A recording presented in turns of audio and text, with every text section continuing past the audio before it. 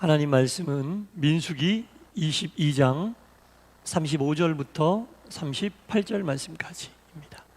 민수기 22장 35절부터 38절까지 한 절씩 교독하시고 마지막 절은 함께 읽도록 하겠습니다.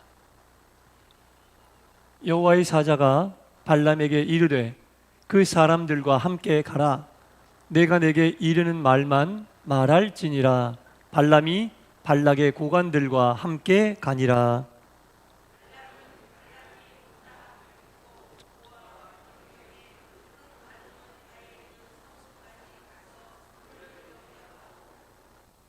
발락은 발람에게 이르되 내가 특별히 사람을 보내어 그대를 부르지 아니하였느냐?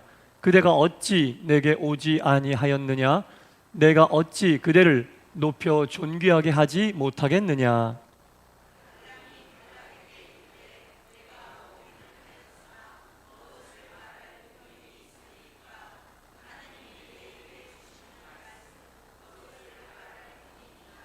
아멘. 수요일 밤 주님 전에 나오신 여러분 모두에게 하나님의 크신 은혜와 평강이 충만히 임하시기를 간절히 축원합니다. 네. 지금 우리가 수요일 저녁에는 민수기서를 보고 있습니다. 지금 흐름이 이스라엘 백성들이 하나님이 약속하신 가나안 땅 지척까지 왔어요. 거의 근처까지 왔어.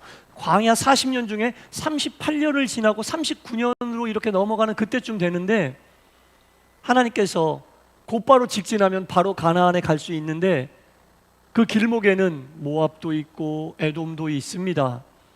그래서 이스라엘 지도자가 모세가 사람을 보내요. 모압과 에돔 임금들에게 이야기하죠. 우리가 그냥 지나갈 테니 빨리 지나갈 테니 똑바로 지나가게만 해줘라. 빨리 가나안 땅에 갈 수 있는 지름길과 마찬가지 직진 도로거든요. 그때 모압 왕이 뭐라고 그럽니까? 우리 땅을 한 발자국도 못 지나갈 것이다. 만일 너희들이 우리 땅에 내 경고를 무시하고 지나가면 내가 직접 칼을 들고 나가 너희를 모두 치리라. 땅을 못 내주겠다는 얘기죠. 그래서 이스라엘이 아니 그냥 땅만 지나갈게요. 옆에 있는 나무 과일 하나 따먹지 않고 밭에서 곡식 하나 손으로 쥐어내는 일 없이 그냥 지나만 가겠다. 그래도 안 된다고 그러는 거예요. 그래서 이스라엘 백성들이 어떻게 해요? 우회합니다. 빙글 돌아갑니다. 그러나 돌아가게 하는데 하나님의 큰 뜻이 있었음을 여러분 아시기 바랍니다. 나는 직진으로 가고 싶죠. 빨리 가고 싶죠.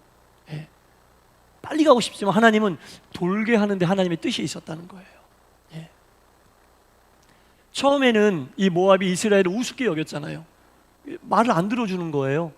우리 땅 못 지나가. 한 발자국만 우리 땅에 발을 넣어봐. 바로 내가 칼을 들고 나가 치리라. 그때는 이스라엘과 모압의 격차가 굉장히 심했어요. 그런데 우회하면서 가는 길을 통해 하나님이 작은 민족들과 전쟁을 하게 하시고 작은 민족들을 치게 하시면서 이스라엘의 능력을 점점점 상승시켜 주셨어요. 그리고 이제 빙글 돌아서 모압의 끝자락까지 왔는데 이 모압 왕의 귀에 이스라엘이 요만했었는데 이만해져 가지고 우리 땅을 넘나보고 있다. 우리 땅 근처까지 오고 있다. 그때 모압의 왕이 누구냐? 발락이었습니다. 발락 왕이 너무 두려운 거예요. 이제는 옛날에는 우습게 볼 만한 상대였는데 이제는 덩치가 이만큼 커서 소년이었던 이스라엘이 청년이 돼서 온다니까 두려운 거예요. 그래서 이 발락 왕이 생각한 게 이스라엘을 저주하자.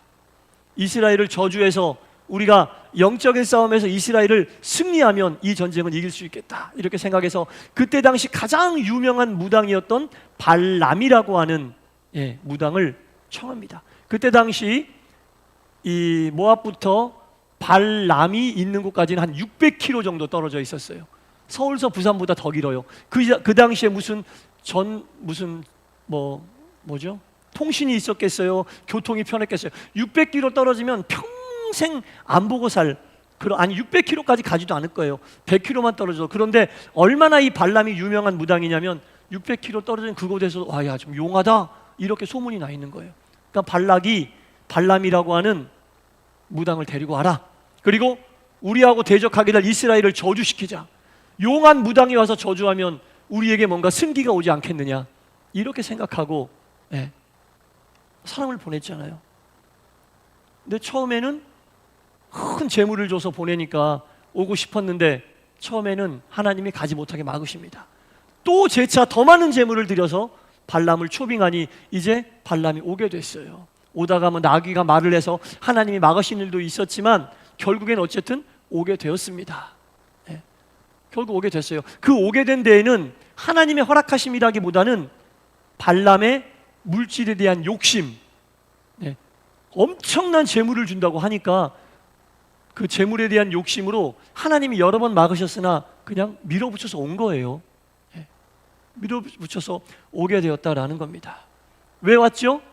이스라엘 백성을 저주하기 위하여. 무당이니까 이스라엘 백성을 저주하기 위하여 드디어 발람 무당이 발락 왕을 만나고 있습니다. 그리고 이 무당이 발락 왕에게 이야기합니다. 민수기 23장 1절에 보면 이렇게 나옵니다. 이제 내가 이스라엘을 저주할 테니까 제단을 쌓아라. 그렇죠. 쉬운 말로 하면 뭐 한다는 얘기예요? 굿을 한다는 얘기예요. 내가 이스라엘을 본격적으로 저주할 테니까 제단을 쌓아. 이렇게 얘기하면서 숫 송아지 7마리와 순양 7마리를 제단에 갖다 놓고, 그러니까 제대로 구판을 벌이겠다고 준비를 시키는 거예요. 왕이 안 들어줄 리가 없죠. 그거 하라고 부른 거니까 이 발락 왕이 시키는 대로 제단을 쌓고 어마어마한 구판을 준비해 줍니다. 드디어 구판이 벌어졌습니다. 막 이상한 풍악 소리가 들리고 구판이 벌어졌어요. 한참 그 구판이 최고조에 달았을 때 이제 발람은 뭐를 해야 됩니까? 이스라엘을 뭐 해야 돼요? 저주해야 되잖아. 그거 하라고 왕이 차려준 구판이잖아요. 한참 풍악 소리가 나고 그 굿이 정점에 다다랐을 때 발람은 그때 발락 왕이 보는 앞에서 이스라엘을 보란듯이 저주해야 돼요. 그래야지 왕이 기뻐할 거고 발람 무당을 데리고 온 보람이 있을 거 아닙니까? 한참 굿이 최고조에 다다랐을 때 발람 무당의 입에서 이런 말이 나옵니다.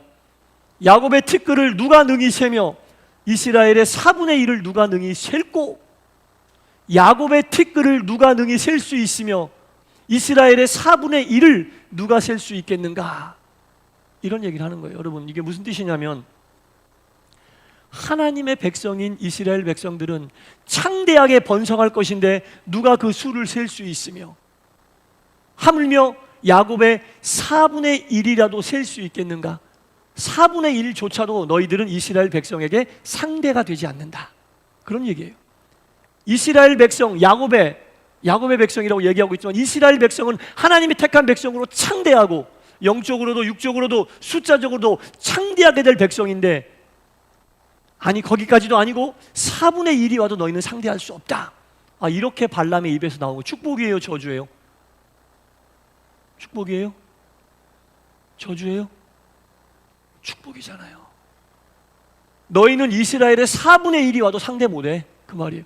아니 저주하라고 구판 벌려주고 큰 돈 들여서 여기까지 초빙해 온 무당이 이제 굿이 최고 정점에 다다랐을 때 이스라엘을 저주해야 되는데, 너희 모압은 이스라엘 4분의 1하고도 상대 안 돼. 한마디로 그 말한 거예요.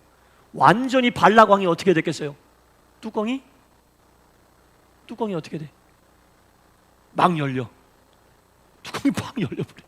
그렇잖아요, 여러분. 돈 들여가지고 특별 초빙한 무당이 임금이 부른 거 아닙니까? 시키는 대로 제단도 쌓아주고 다 해줬는데 저주해야 돼. 한마디라도 저주해야 되는데, 그래서 뭔가 영적인 승기를 잡아야 되는데, 야, 니네는 이스라엘 백성 4분의 1이 와도 못 이겨. 이렇게 얘기하니까 발락 왕이 완전히 뚜껑이 열리고 막 화가 머리끝까지 나는 거예요. 너무너무 속이 상하고 기분이 안 좋은 거죠. 저주 대신 축복을 하고 있으니. 이거 발람이 한 거예요? 하나님이 한 거예요? 하나님이 한 거예요. 그걸 아셔야 돼요, 여러분. 하나님이 하신 겁니다. 악의 끝자락에 있는 악인이라도, 악의 도구라도 하나님이 필요하면 하나님의 나팔로 쓰십니다. 그 사람이 뛰어나서가 아니라 하나님의 일을 성취하는 과정이라면 하나님이 그 악한 물질의 눈이 먼 발람의 입을 통해서라도 그 모압 왕에게 알려주는 거죠. 너희들 하나님의 백성 건드리면 안 돼. 하나님의 백성 대적할 수 없어. 4분의 1이 와도 상대도 안 돼. 이제 너희는 발람의 입을 통해 발락왕에게 그냥 경고를 날리신 거죠. 발락왕이 화를 버럭 냈습니다. 아주 여기까지 화가 났어요. 어찌 너희가 내게 이럴 수 있느냐? 내 원수를 저주하라 했더니 축복을 하고 있느냐? 이렇게 얘기하고 있는 거예요. 얼마나 화가 났어요. 근데 이 발락왕이 생각하니까 들인 돈이 너무 많은 거야. 한 번 그렇게 했다고 실수로 받아주고 한 번 더 기회를 줍니다. 이 발람 무당에게 한 번 더 기회를 줍니다. 이번에는 비스가산이라고 하는 곳에 아주 굿하기로 유명한 명당이 있었대요. 그때 당시에. 그 비스가산에 가서 또 제단을 차려주고 그 명당 위에서 발람에게 한 번 더 구슬해라. 그리고 이번엔 진짜로 저주해라. 이렇게 얘기하는 겁니다. 이번에는 발람이 저주했을까요? 네. 이번에도 발람이 하나님의 백성들을 저주하지 못합니다. 하나님이 그들을 애굽에서 인도하셨고 하나님이 인도하신 그들을 세상에 어떤 힘도 해할 수 없다. 어떤 힘도 그들을 해할 점술이 없고 어떤 힘도 그들을 해할 복술이 없다. 점술과 복술이 없다는 얘기는 인간의 영적인 힘으로는 하나님이 끄집어낸 그 백성들을 함부로 할 수 없다. 당시 최고로 용한 무당인 나도 어쩔 수 없다라는 것을 발람이 자기 입을 통해서 말은 하는데 자기 생각대로 안 나가는 거예요, 여러분. 하나님의 역사하심이 바로 이런 겁니다. 세상의 어떤 점술도 세상의 어떤 복술도 하나님의 능력을 가로막을 수 없다는 거죠.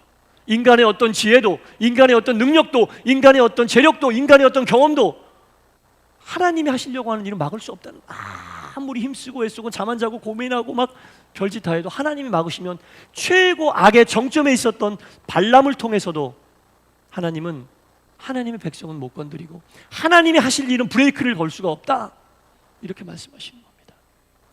엄청난 구판을 차리고 엄청난 명당에서 왕의 명령에 따라 많은 사람들이 동조했으나 하나님의 역사하심으로 발람의 입은 저주의 입이 아닌 축복의 입으로 됐습니다.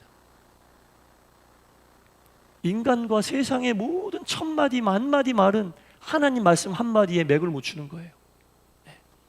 하나님 말씀 한마디에 하나님 말씀의 능력에 맥을 못 추는 걸 깨달아야 됩니다. 어떤 인간의 지혜로운 말도 어떤 경험의 말도 어떤 능력의 말도 하나님 말씀 한마디에 맥을 못 추게 되어 있습니다. 사탄이 졸개를 보내지 아니하고 직접 나서서 예수님을 시험했잖아요. 마태복음 4장에 사탄이 직접 나왔어요. 자기가 친히 직접 나와서 예수님을 시험하는 장면이 나옵니다. 그때 예수님께서 사탄에게 한마디 딱 하시죠. 뭐라 그래요? 사탄아 물러가라. 사람이 어찌 떡으로만 살 것이냐. 하나님의 입에서 나오는 말씀으로 살 것이다. 말씀 한마디가 사탄이 직접 총대장인 사탄이 직접 와도 말씀 한마디에 날아가 버린 겁니다. 그때 예수님은요 인간의 몸을 입고 계신 분입니다. 인간이라고 우리처럼 인간 예수님이셨지만 인간 그 인간인 예수님이 사탄이 직접 와서 시험할 때 그 사탄을 물리치신 건 다른 게 아니에요. 딱 한마디 말씀으로 하나님의 입에서 나오는 말씀으로 살리라. 사탄아 물러가라. 말씀의 능력과 권세가 이런 겁니다. 여러분 말씀의 힘을 믿으시기 바랍니다. 사탄을 옴짝달싹 못하게 하는 건 우리의 지혜도 아니고 경험도 아니고 능력도 아니고 하나님 말씀이에요. 예수 10년, 20년, 30년 믿은 사람도 하나님 말씀 없으면 꼼짝없이 당해요. 사탄이 직접 오지 않고 사탄의 졸개가 와도 꼼짝없이. 왜? 영물이니까. 우리는 육신이고. 영적 전쟁을 하려면 우리에게도 영적 무기가 있어야 돼요. 영적 전쟁을 하는데 육적 무기를 가지고 달려들면 게임이 안 돼요. 싸움 자체를 할 수 없는 거예요. 영적 전쟁은 영적 무기로 해야 됩니다. 유일한 영적 무기가 뭐냐? 말씀.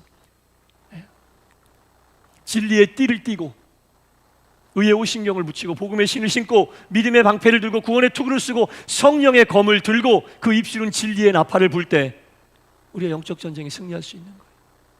예수님 영적 전쟁에 승리하신 거예요. 사탄하고 붙어서. 육신이신 예수님이 사탄하고 붙어서 영적 전쟁에 승리하는데 뭘로 승리했어요? 말씀으로. 떡을 가지고 달려오는 사탄에게 육신이 충족시킬 만한 아주 홀라당 넘어갈 만한 그런 것을 가지고 오는 사탄에게 말씀으로 물리치셨다는 거죠. 말씀으로. 발람이 아무리 용한 무당이어도 인간이잖아요. 이길 수 있는 것은 하나님의 말씀의 권세를 꽉 누르셨어요. 발람의 입을 주장하신 거죠. 발람의 입을 주장하셔서 하나님이 저주하지 못하게 하시고 축복하게 하셨다라는 겁니다. 이 발락 왕도 의지는 대단한 사람이에요. 첫 번째 실패했죠. 두 번째 비스간에서 실패했죠. 한 번 더 해요. 3세번이라고. 부올산이라고 하는 곳으로 또 한 번 옮겨, 구터를. 부올산이라고 하는 곳에 또 한 번 옮겨서 거기서 또 더 크게 구판을 벌립니다. 그러나 이번에도 보기 좋게 실패했습니다. 저주하기를 원했는데 저주는커녕 더 큰 축복이 나와버리는 거예요. 네. 더 큰 축복이 나와버리는 거예요. 완전히 보기 좋게 실패했어요. 그때 발락 왕이 깨닫고 얘기합니다. 오늘 본문이에요. 돌아가라. 돌아가라. 내가 너를 불러 이스라엘을 저주하려고 했으나 안 되는구나. 돌아가라. 네가 내가 시키는 대로 했으면 내가 큰 재물을 주고 큰 권세를 주고 너를 더 높게 만들었을 텐데 하나님이 막으시는구나. 네, 발락 왕이 깨달았어요. 세상의 왕이 큰 재물을 줄 때 혹 받지 못한다 할지라도, 세상의 왕이 명예를 준다 할 때 혹 얻지 못한다 할지라도, 세상의 왕이 권세를 준다 할 때 혹 얻지 못한다 할지라도 하나님께서 인도하시는 믿음의 길을 갈 수 있는 우리 모두가 될 수 있기를 바랍니다. 네, 멋지게, 마지막은 더 멋지게 축복을 하고 발람이 떠나갑니다. 발람의 입에서 이런 말이 흘러나옵니다. 이스라엘이여, 내 거처가 어찌 그리 아름다운고, 그 벌어짐이 골짜기 같고 강가의 동산 같으며 여호와께서 심으신 침향목이 물가의 백향목 같도다. 그들의 물통에는 물이 넘치겠고 씨는 많은 물가에 있으리로다. 그의 나라가 흥왕하리로다. 멋지게 축복을 한 번 더해주고 발람이 떠나가게 됩니다. 하나님께서 아브라함을 부르시고 이스라엘 민족을 시작하실 때 아브라함에게 어떻게 축복하셨습니까? 너희를 축복하는 자를 복줄 것이고 너희를 저주하는 자를 저주할 것이다. 이게 이스라엘 백성이 받은 복이에요. 우리는 영적인 이스라엘입니다. 여러분을 축복하는 자들은 복을 받을 것이고 여러분들을 저주하는 자는 주님께서 저주하실 것입니다. 이게 우리 믿는 사람이 받은 복입니다. 세상 왕이 주는 재물의 복, 세상 왕이 주는 물질의 복, 세상 왕이 주는 명예의 복, 세상 왕이 주는 권세의 복이 아니라 하나님이 말씀하셨어요. 너희를 축복하는 자는 복을 받을 것이고 너희를 저주하는 자는 내가 저주할 것이다. 이보다 더 확실한 복이 어디 있겠습니까? 이스라엘 백성들이 하나님 보기에 턱없이 부족했고 하나님 보기에 턱없이 많은 죄를 저질렀으나 하나님은 자녀로 삼은 그들을 끝까지 지키시고 인도하셨습니다. 혼을 내도 하나님이 혼내시죠. 네. 혼을 내도 하나님이 혼내시고 회초리를 들어도 하나님이 회초리를 드십니다. 이 이방 왕이었던 발락의 의도는 보기 좋게 실패하고 하나님의 위대함만이 드러났어. 네.